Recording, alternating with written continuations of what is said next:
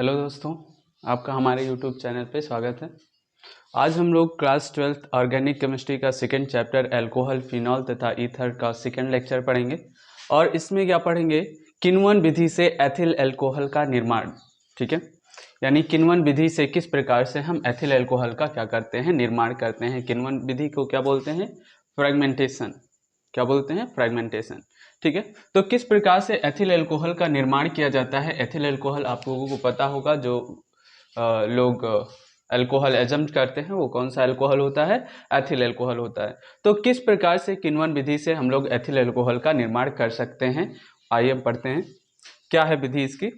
तो सबसे पहला है, गन्ने के रस को सीड़ा कहते हैं। आपको पता हो क्या कि जो गन्ना का रस होता है उसे क्या कहते हैं, सीड़ा कहते हैं। इसमें पानी मिलाकर शर्करा की मात्रा 10% कर लेते हैं। ठीक है, गन्ने के रस में क्या होता है, शर्करा की मात्रा अधिक होती है और इसमें पानी मिलाकर यानी जल मिलाकर इसकी शर्करा की मात्रा कितनी कर लेते हैं, 10% कर लेते हैं। इसमें शर्करा की मात्रा कितना, 10% कर लेते हैं। इतना पानी मिलाते हैं कि इसमें जो शर्करा की मात्रा है, इसमें जो मिठास है, जो मीठापन है वो कितना हो जाए, 10% हो जाए। ठीक है, फिर इसमें थोड़ा सा अमोनियम सल्फेट मिला देते हैं जो सीड़े में उपस्थित कीटाणुओं को मारता है। ठीक है, फिर इसमें क्या करते हैं कि अमोनियम सल्फेट की कुछ मात्रा मिला देते हैं। अमोनियम सल्फेट क्या करता है, कीटाणुओं को खत्म करता है, यानी एक कीटनाशक के रूप में उपयोग किया जाता है। कौन, अमोनियम सल्फेट। ध्यान रखिएगा, अमोनियम सल्फेट एक कीटनाशक के रूप में उपयोग किया जाता है और वो इस सीड़े में यानी गन्ने के रस में उपस्थित जितने भी क्या होंगे, कीटाणु होंगे, उनको क्या करता है, मारता है।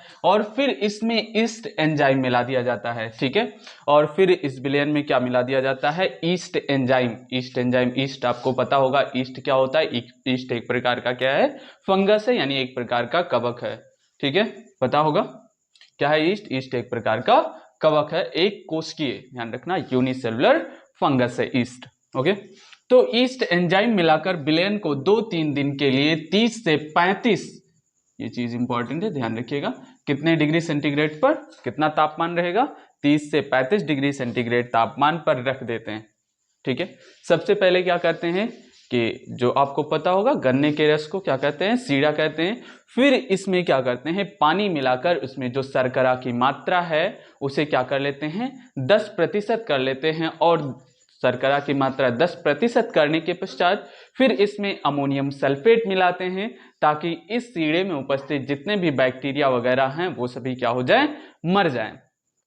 फिर इसमें दोबारा क्या करते हैं, इसमें ईस्ट एंजाइम मिलाते हैं और ईस्ट एंजाइम मिलाने के पश्चात उस विलयन को क्या करते हैं, 2-3 दिन के लिए 30 से 35 डिग्री सेंटीग्रेड तापमान पर क्या करते हैं, रख देते हैं। तो ईस्ट में उपस्थित इन्वर्टेज एंजाइम चीनी को ग्लूकोज तथा फ्रक्टोज में तोड़ देता है। ठीक है, आपको पता होगा ईस्ट में 2 प्रकार के एंजाइम उपस्थित होते हैं। एक एंजाइम होता है इन्वर्टेज एंजाइम और दूसरा होता है जाइमेज एंजाइम। तो ईस्ट में जो पहले जो प्रक्रिया होती है उसमें ईस्ट में जो इन्वर्टेज एंजाइम उपस्थित है, वो इन्वर्टेज एंजाइम क्या करता है, उस चीनी को, यानी गन्ने के रस में क्या होता है, उसका फॉर्मूला क्या होता है, C12H22O11। ठीक है, तो उसमें क्या करता है, ये गन्ने के रस में जो शर्करा होती है जिसे हम लोग चीनी बोलते हैं, उसे क्या करता है, उसे ग्लूकोज तथा फ्रक्टोज में तोड़ देता है। कौन तोड़ देता है, कौन, ईस्ट में उपस्थित इन्वर्टेज एंजाइम। ठीक है, फिर आगे तथा जो इसमें जाइमेज एंजाइम होता है वो इन्हें एथिल अल्कोहल में बदल देता है, यानी यहां पर हमारा एथिल अल्कोहल बन जाएगा। ओके, यहां पर एथिल अल्कोहल बन जाएगा। फिर से एक बार देख लेते हैं कि गन्ने के रस को क्या कहते हैं, सीड़ा कहते हैं, और इसमें जल मिलाकर यानी पानी मिलाकर उस शर्करा की मात्रा को क्या कर लेते हैं, 10% कर लेते हैं। ठीक है, ताकि उसमें ज्यादा मिठास ना रहे। फिर उसके बाद उसमें अमोनियम सल्फेट मिला देते हैं जो कि सीड़े को क्या करता है, सीड़े में उपस्थित कीटाणुओं को मार देता है।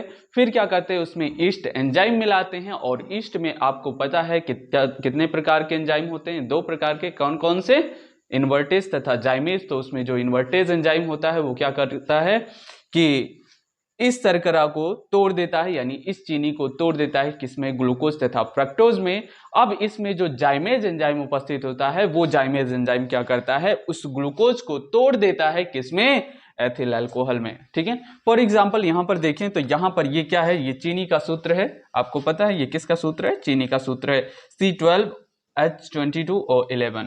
इसमें जल की मात्रा थोड़ी मिलाई गई और इन्वर्टेज एंजाइम मिलाया गया, तो ये किसमें टूट गया, ग्लूकोज तथा फ्रक्टोज में टूट गया। आप देख रहे होंगे यहाँ पर glucose C6H12O6 and fructose C6H12O6। हाँ, दोनों का फॉर्मूला सेम होता है, दोनों का केमिकल फार्मूला सेम होता है, बट इसमें क्या डिफरेंस होता है, ये ग्लूकोज ये फ्रक्टोज दोनों का जो फार्मूला होगा C6H12O6 ही होगा। ठीक है, इसमें डिफरेंस क्या होता है, इसके स्ट्रक्चर में डिफरेंस होता है, फॉर्मूला में नहीं, स्ट्रक्चर में, दोनों में डिफरेंस होता है। ठीक है, और यहां पर ये ग्लूकोज हो या फ्रक्टोज हो, दोनों से एथिल अल्कोहल बन जा सकता है। तो यहां पर ये ग्लूकोज है, ग्लूकोज में क्या मिलाया गया, जाइमेज एंजाइम, और क्या बन गया, एथिल अल्कोहल बन गया, C2H5OH बन गया, प्लस कार्बन डाइऑक्साइड बाहर निकल गया। तो ध्यान रखना। ओके, नेक्स्ट आगे हम पढ़ते हैं एथिल अल्कोहल के उपयोग, यानी एथिल अल्कोहल का क्या उपयोग है। ठीक है, तो सबसे पहला है अल्कोहली पेय के रूप में। ठीक है, एथिल अल्कोहल का सबसे पहला उपयोग क्या है, अल्कोहली पेय के रूप में, यानी इसे लोग एज अ लीकर एजम करते हैं। ठीक है, एज अ लीकर एजम करते हैं, यानी इसे लोग पीने में यूज करते हैं, ड्रिंक के रूप में यूज करते हैं। दूसरा है पावर अल्कोहल बनाने में। क्या है दूसरा, पावर अल्कोहल बनाने में, आप लोगों को आगे हम बताएंगे क्या होता है पावर अल्कोहल। ठीक है, तो और थर्ड है एथिल एसीटेट बनाने में। एथिल अल्कोहल से एथिल एसीटेट बनाने में क्या किसका उपयोग किया जाता है, एथिल अल्कोहल का उपयोग किया जाता है। नेक्स्ट है परफ्यूम बनाने में, यानी जो परफ्यूम लोग यूज करते हैं वो भी किससे बना होता है, एथिल अल्कोहल से बना होता है। आगे नेक्स्ट है ईंधन के रूप में। आपको पता है कि अल्कोहल भी एक प्रकार का ईंधन होता है, इसका लोग ईंधन के रूप में उपयोग करते हैं। जैसे आप लोग देखे होंगे कि अल्कोहल में अगर अल्कोहल को अगर जलाया जाए तो बहुत तेजी से जलता है। ठीक है, तो इसे एज अ ईंधन के रूप में हम प्रयोग कर सकते हैं। नेक्स्ट है प्रयोगशाला में मरे हुए जीव जंतु को परिरक्षित करने में। ठीक है, यानी लेबोरेटरी में जब कोई भी जीव जंतु मर जाता है तो उसे परिरक्षित करने में इसका उपयोग किया जाता है, किसका, एथिल अल्कोहल का उपयोग किया जाता है। ठीक है, आगे नोट डाउन कर लीजिए, आगे नेक्स्ट टॉपिक पढ़ते हैं। ओके, नेक्स्ट आगे पढ़ते हैं एस्टरीकरण क्या होता है, एस्टरीकरण किसे कहते हैं या एस्टरीकरण क्या होता है। तो ध्यान रखिएगा कि एसिटिक अम्ल की क्रिया जब एथिल अल्कोहल के साथ कराने पर तथा उत्प्रेरक सांद्र H2SO4 लेने पर एथिल एसीटेट बनता है, यह क्रिया एस्टरीकरण कहलाता है। अभी आपने अल्कोहल के उपयोग में क्या पढ़ा था कि एथिल एसीटेट बनाने में पढ़ा था, एथिल एसीटेट बनाने में एथिल अल्कोहल का उपयोग किया जाता है। तो यहां पर देखिए किस प्रकार से एथिल एसीटेट बनाने में अल्कोहल का उपयोग किया जा रहा है। ठीक है, उससे पहले हम पढ़ लेते हैं कि एसिटिक अम्ल की क्रिया एथिल अल्कोहल के साथ कराने पर। ठीक है, एसिटिक अम्ल आपको पता होगा, एसिटिक एसिड जिसे हम लोग साधारण भाषा में सिरका बोलते हैं। ठीक है, या उसे एसिटिक एसिड बोलते हैं, या उसे एथेनोइक एसिड भी कहते हैं, कई नामों से जानते हैं। ठीक है, तो जब एसिटिक अम्ल की क्रिया एथिल एसीटेट अल्कोहल के साथ कराते हैं, ठीक है, किसके साथ, एसिटिक अम्ल की क्रिया एथिल अल्कोहल के साथ कराते हैं, तथा हम उत्प्रेरक, यहाँ पर उत्प्रेरक क्या लेते हैं, H2SO4, कौन सा, सांद्र H2SO4 लेते पर क्या बनता है, एथिल एसीटेट बनता है, और यह क्रिया क्या कहलाती है, एस्टरीकरण कहलाती है। ठीक है, यहां पर देख लेते हैं हम, यहां पर एसिटिक एसिड लेते हैं, इसे क्या बोलते हैं, CH3COOH, CH3COOH, इसे क्या कहते हैं, एसिटिक एसिड बोलते हैं, एसिटिक एसिड कहते हैं। ये क्या हो गया, एथिल अल्कोहल है, ये आपको पता है सांद्र H2SO4 यानी सांद्र सल्फ्यूरिक एसिड, और ये क्या बन गया, एथिल एसीटेट बन गया। क्या कहते हैं इसे, एथिल एसीटेट। ठीक है, ये एक प्रकार का क्या है, एस्टर है, ये इसका फंक्शनल ग्रुप क्या है, एस्टर है। ठीक है, एस्टर में आपको पता है आखिरी में एट लग जाता है, तो इसे क्या कहेंगे, एथिल एसीटेट, एथिल एसीटेट। ठीक है, ये हमारा बन गया क्या, एथिल अल्कोहल से क्या बन गया, एथिल एसीटेट बन गया। ठीक है, और क्रिया आपको समझ में आई गई होगी कि एसिटिक अम्ल की क्रिया जब एथिल अल्कोहल से कराते हैं किसकी उपस्थिति में, सांद्र H2SO4 की उपस्थिति में क्या बनता है, एथिल एसीटेट बनता है। कैसे बना, यहां पर देखिए, यहां से H निकला और यहां से OH, दो H हो गया, एक ऑक्सीजन हो गया, है ना, दो हाइड्रोजन एक ऑक्सीजन H2O के रूप में ये बाहर निकल गया, और हमारा यहाँ पर CH3COO और ये आपस में आकर इस C2H5 से अटैच हो गया। तो यहाँ पर क्या बन गया हमारा CH3COO C2H5, CH3COO C2H5। ये क्रिया क्या कहलाती है, एस्टरीकरण कहलाती है। ठीक है, नोट डाउन कर लीजिए। फिनॉल, फिनॉल क्या होता है, अभी तक आपने अल्कोहल पढ़ा, ठीक है, अब क्या पढ़ते हैं, फिनॉल क्या होता है। तो फिनॉल में ध्यान रखिएगा, जब अल्कोहली समूह OH सीधा बेंजीन रिंग से जुड़ा हो तो उसे क्या कहते हैं, फिनॉल कहते हैं। ठीक है, जब कोई अल्कोहली समूह बेंजीन रिंग से डायरेक्ट जुड़ा हो तो उसे क्या कहेंगे, फिनॉल कहते हैं। ध्यान रखिएगा फिर से एक बार कि जब कोई अल्कोहली समूह बेंजीन रिंग से डायरेक्ट जुड़ा हो तो उसे क्या कहते हैं, फिनॉल कहते हैं। ठीक है, जैसे यहां पर बेंजीन रिंग है, आपको पता होगा बेंजीन रिंग से डायरेक्ट अगर OH जुड़ा हो तो उसे क्या कहेंगे, फिनॉल कहेंगे। या बेंजीन रिंग से ऐसा भी हो सकता है जैसे C6H5OH, इसे भी फिनॉल कहेंगे। नहीं तो कहिए कि यहाँ पर बेंजीन रिंग है और यहाँ पर स्ट्रक्चरल बताया गया है। ठीक है, दोनों सेम ही है, ये भी फिनॉल है और ये भी फिनॉल ही है। ठीक है, ध्यान रखिएगा दोनों क्या है, फिनॉल है। तो यहां पर एक चीज और कि आपने पढ़ा था कि जब OH समूह किसी से जुड़ा हो, किसी एल्किल समूह से जुड़ा हो तो उसे क्या कहते हैं, फिनॉल कहते हैं, सॉरी अल्कोहल कहते हैं। और यहां पर भी OH समूह जुड़ा है तो इसे अल्कोहल कहेंगे या नहीं कहेंगे। ठीक है, तो ध्यान रखिएगा कि ये जो फिनॉल होता है ये अल्कोहल नहीं होता है, इसे अल्कोहल नहीं कहते हैं। ध्यान रखिएगा ये अल्कोहल नहीं होता है, ये एक प्रकार का क्या होता है, एसिड होता है। एक प्रकार का क्या होता है, एसिड होता है, ये अल्कोहल नहीं होता है। और जो आपने एथिल अल्कोहल पढ़ा या अल्कोहल जो होता है, अल्कोहल उदासीन होता है। एक चीज ध्यान रखिएगा, अल्कोहल उदासीन होता है, ना वो अम्ल होता है ना वो क्षार होता है, वो उदासीन होता है। लेकिन यहाँ पर जो आप फिनॉल पढ़ रहे हैं, फिनॉल में OH समूह लगा है, लेकिन OH समूह लगे होने के बाद भी ये अल्कोहल नहीं है। ठीक है, ये क्या है, एक प्रकार का एसिड है। क्यों एसिड है ये आप पढ़ेंगे, ड्यू टू रेजोनेंस। किसके कारण ये एसिड है, इसमें रेजोनेंस पाया जाता है।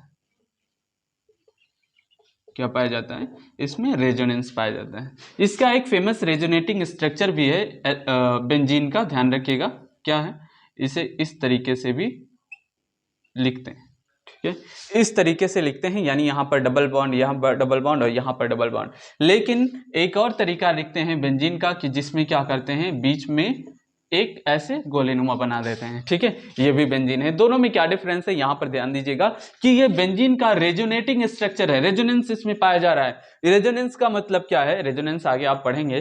ठीक है, यहां पर थोड़ा सा जान लीजिए कि यहां पर इसका जो डबल बॉन्ड है वो निश्चित नहीं है, पूरे में घूमता रहता है। ठीक है, जिस कारण इसे बीच में एक सर्किल नुमा बना देते हैं ताकि यहां पर डबल बॉन्ड इसका कहीं पर भी फिक्स नहीं है, ये दर्शाता है। ठीक है, तो यहां पर ये इसमें क्या पाया जाता है, रेजोनेंस पाया जा रहा है। और यहां पर ये OH समूह रेजोनेंस पाए जाने की वजह से ये OH समूह अल्कोहल ना दर्शाकर एसिटिक का दर्शाता है। यहां पर H+ निकलता है, अगर देखा जाए तो यहां पर O- H+, ये H+ डोनेट करता है। तो आपको पता है जहां पर H+ निकलेगा वो क्या होगा, एसिड होगा। तो यहां पर भी ये भी क्या है, एक प्रकार का एसिड होता है। ठीक है, ये एक प्रकार का क्या होता है, एसिड होता है, अल्कोहल नहीं होता। ध्यान रखिएगा फिनॉल एक प्रकार का एसिड है, अल्कोहल नहीं है, ये चीज ध्यान रखिएगा। OH समूह लगे होने के बाद भी ये क्या है, एक प्रकार का एसिड है, अल्कोहल नहीं है। ठीक है, तो फिनॉल किसे कहते हैं कि जिसमें क्या लगा हो, बेंजीन रिंग से डायरेक्ट OH समूह यानी अल्कोहलीय समूह जुड़ा हो, उसे क्या कहेंगे, फिनॉल कहेंगे। ठीक है, आप पूरा ध्यान से पढ़ते रहिएगा। ओके, नेक्स्ट हम आगे पढ़ते हैं फिनॉल बनाने की विधि, यानी किस प्रकार से फिनॉल का निर्माण किया जाता है, कैसे फिनॉल बनाया जाता है। सबसे पहली विधि है डाउ विधि से। डाउ विधि से यानी किस प्रकार से हम फिनॉल का निर्माण करेंगे, किस प्रकार से फिनॉल बनाया जाता है डाउ विधि से। तो पहला क्या है, तो इसमें क्या करते हैं डाउ विधि में, तो ध्यान रखिएगा यहाँ पर क्लोरोबेंजीन का सोडियम हाइड्रोक्साइड के साथ रिएक्शन होता है। किसका? क्लोरोबेंजीन का सोडियम हाइड्रोक्साइड के साथ रिएक्शन होता है। क्या बनता है यहाँ पर? फिनॉल बनता है। ध्यान रखिएगा क्या बनता है? फिनॉल बनता है।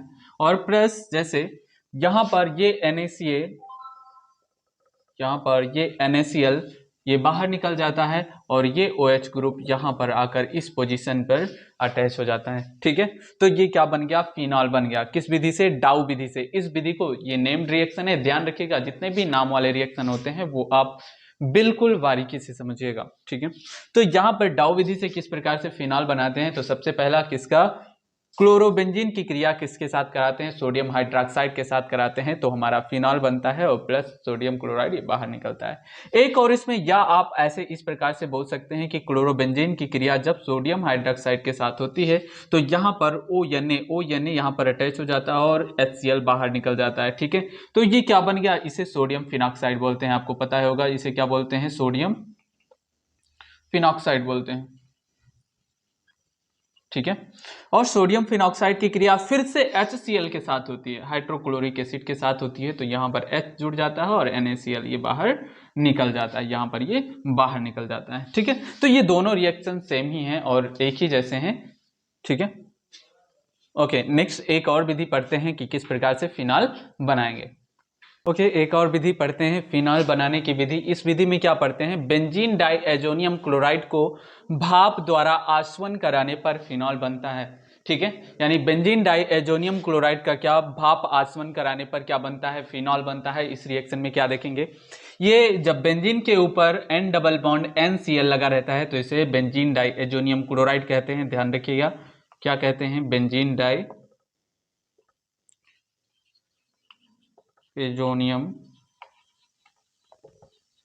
क्लोराइड कहते हैं। ठीक है, या जब बेंजीन के ऊपर N डबल बॉन्ड NCl लगा रहता है तो इसे बेंजीन डाइएजोनियम क्लोराइड कहते हैं। और जब बेंजीन डाइएजोनियम क्लोराइड का भाप आसवन कराते हैं, भाप आसवन का मतलब क्या? उसमें भाप प्रवाहित कराते हैं, तो भाप में आपको पता है भाप में क्या होता है? कुछ वाटर के मॉलिक्यूल होते हैं, यानी वाटर से रिएक्शन होता है या यहाँ पर भाप आसवन होता है, तो क्या बनता है? फिनॉल बनता है। ये क्या हो गया? फिनॉल हो गया।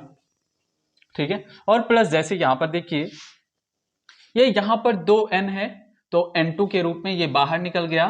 ठीक है, और यहाँ पर Cl और यहाँ से एक हाइड्रोजन लेके ये HCl के रूप में यहाँ पर बाहर निकल गया, और यहाँ पर एक ऑक्सीजन और एक हाइड्रोजन बचा, तो ये यहाँ पर इस पोजीशन पर बेंजीन के इस पोजीशन पर ये कौन सा पोजीशन कहलाता है?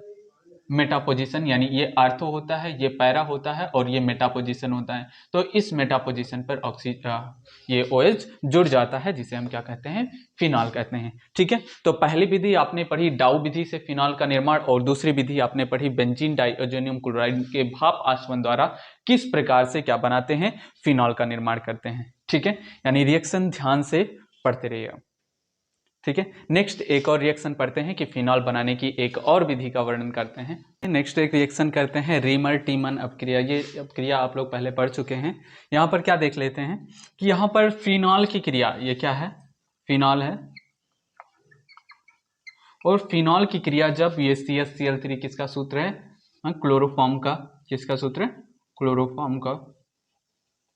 ठीक है, जब फिनॉल की क्रिया किसके साथ? क्लोरोफॉर्म तथा ये कास्टिक पोटास है, इसे कास्टिक पोटास कहते हैं। तो जब फिनॉल की क्रिया क्लोरोफॉर्म तथा कास्टिक पोटास के साथ होती है तो यहाँ पर क्या बनता है? इसे क्या कहते हैं? सैलिसिल्डिहाइड बोलते हैं। क्या कहते हैं? सैलिसिल्डिहाइड कहते हैं। ठीक है, क्या बनता है? सैलिसिल्डिहाइड +3KCl +2H2O का निर्माण होता है। यहाँ पर क्या क्या? फिनॉल की क्रिया क्लोरोफॉर्म तथा कास्टिक पोटास से करने पर यहाँ पर सैलिसिल्डिहाइड बनता है, यानी बेंजीन के ऊपर OH और इस पोजीशन पर आर्थो पोजीशन पर क्या जुड़ा रहता है? CHO जुड़ा रहता है, +3KCl +2H2O बनता है। तो यहाँ पर ये CH और यहाँ से एक O लेके ये क्या बन गया, CHO यहाँ पर अटैच हो गया। अब यहाँ पर आपको पता है कि बेंजीन में एक हाइड्रोजन यहाँ पर भी होता है, तो एक हाइड्रोजन यहाँ पर इसे मिला, तो यहाँ पर अगर हम कह सकते हैं यहाँ पर एक हाइड्रोजन मिला और यहाँ पर 3 हाइड्रोजन है, और एक हाइड्रोजन यहाँ से मिला 4 हाइड्रोजन, यानी 2 दूना 4 हाइड्रोजन और 4H2, और यहाँ पर 3 ऑक्सीजन है, एक ऑक्सीजन लग गया, यहाँ पर 2 ऑक्सीजन बचा तो 2H2 के रूप में ये निकल जाता है, प्लस क्लोरीन 3 है और पोटेशियम 3 है, तो यहाँ पर 3KCl के रूप में ये बाहर निकल जाता है। ठीक है, तो ये था रिमर-टीमन अभिक्रिया। ओके, यहाँ पर फिनॉल की अभिक्रिया क्लोरोफॉर्म तथा कास्टिक पोटास के साथ कराई गई थी, ये आप पहले रिएक्शन पढ़ चुके हैं। ठीक है, नेक्स्ट आगे हम नेक्स्ट वीडियो में पढ़ते हैं कि ये नेक्स्ट लेक्चर में पढ़ते हैं कि कैसे क्या फिनॉल की अभिक्रिया या इसके बाद ईथर है, ईथर के बारे में पढ़ेंगे। ओके, तब तक के लिए धन्यवाद, थैंक्स फॉर वॉचिंग।